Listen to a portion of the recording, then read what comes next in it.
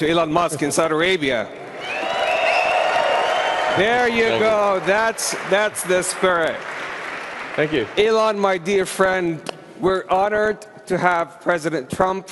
We're honored under the sponsorship and guidance of His Royal Highness to celebrate a U.S.-Saudi and a Saudi-U.S. relationship that is 92 years old, about how we move from an oil-based economy to an innovation-based economy powered by wonderful technologies that definitely you're one of the pioneers in this industry. We just showed to His Royal Highness some of your Optimus robots, and to President Trump. Let's talk about that. Tell me about them. Yes, so we just showed several of our Tesla Optimus robots to His Highness and President Trump, and I think they were very impressed. In fact, one of our robots did the Trump dance, which I thought was pretty cool. The YMCA, yeah? Yeah, to YMCA. So yeah, our robots can dance, they can walk around, they can interact. I think we're headed to a radically different world. I think a good world, an interesting world. My prediction actually for humanoid will be tens of billions. I think everyone will want to have their personal robot. You can think of it like as though you had your own personal C-3PO or R2-D2, but even better. Then who wouldn't want to have their own personal C-3PO or R2-D2? That would be pretty great. I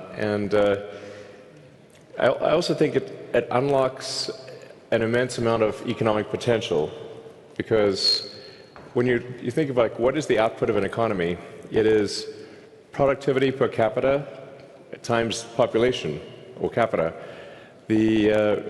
Once you have humanoid robots, the actual economic output potential is tremendous.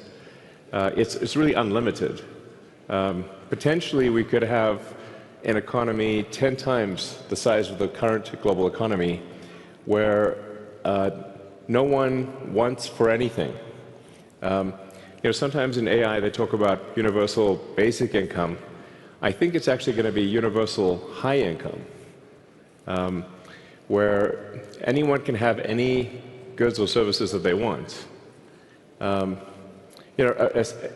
science fiction book recommendation that I have, which I think is probably the best envisioning of an AI future, is the culture books by Ian Banks. Very highly recommended for a non-dystopian view of the future. Now, there obviously are some risks, which illustrate perhaps if we don't do this right, you could have like a James Cameron sort of movie, Terminator. We don't want that one. But having sort of a Star Trek future would be great, where we're out there exploring the stars, discovering the nature of the universe, and a level of prosperity and hopefully happiness that we can't quite imagine yet. So I'm very excited about the future, and very glad to be here. Thank you for having me. It's our absolute pleasure. And His Royal Highness was talking to you about his vision and his dream to increase productivity for the Kingdom of Saudi Arabia and power up the region and the whole world with robotics, but also on robo-taxis. So how are we doing on robo-taxis? So really you can think of a car or future cars as being robots on four wheels. And, I think it would be very exciting to have autonomous vehicles here in the kingdom. Indeed. If you're amenable. You heard it here from Elon. He's bringing his robo-taxi to the kingdom. He has another announcement that he's going to share later. Exactly. So, and I'd also like to thank the kingdom for approving Starlink for maritime and aviation use. Thank you. Maritime and aviation. There you go. There you go. So you're going to bring us robots to help us increase our productivity. Robo-taxis to make sure that our cars and assets turn into a cash-generating unit. And Starlink to reform our aviation and maritime. Talk about XAI. Absolutely. But I should want to mention also Something that may be worth considering is tunnels. Tunnels, the boring company. I have this company called The Boring Company, which sounds kind of boring, but it literally bores tunnels. And actually, tunnels, in order to solve traffic, you really need to go 3D with roads. And by using tunnels, you can essentially create like a wormhole, like a warp tunnel from one part of a city to another and alleviate traffic.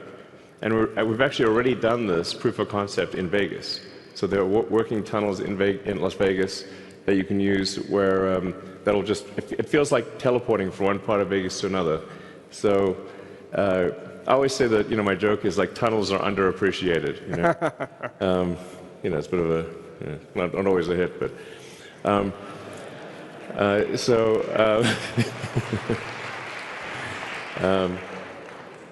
Yeah, and then XAI is just trying to solve general purpose artificial intelligence. The goal with XAI is to have a maximally truth-seeking AI.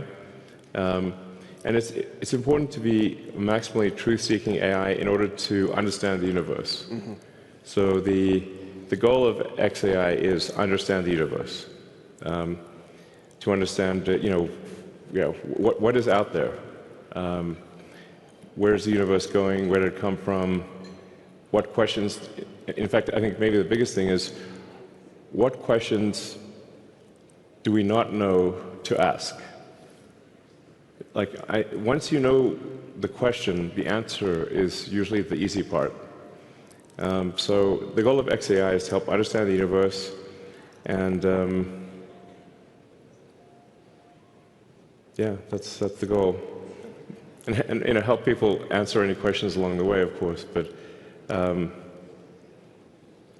that's my philosophy. My philosophy is one of curiosity, just trying to understand the nature of reality. So I know you had a long day, but we also have the Honorable President and His Royal Highness Saidi hitting the stage soon. Yes. So this is a historic day, a partnership about how we could join hands together, as we have joined hands in the past 92 years, on building a factor-based economy to help the world and power up 20% of the energy mix, which is very critical today to the AI intelligence age, the digital age, and how we have reformed, and with the intelligent age. And we could not be more appreciative of having a lifetime partner and a friend like you, Elon, to the kingdom. Thank you. Joining hands on XAI, Starlink, and robotics and Tesla. Thank you so much on behalf of the whole kingdom, and we look forward to continue the partnership. Thank you. All right.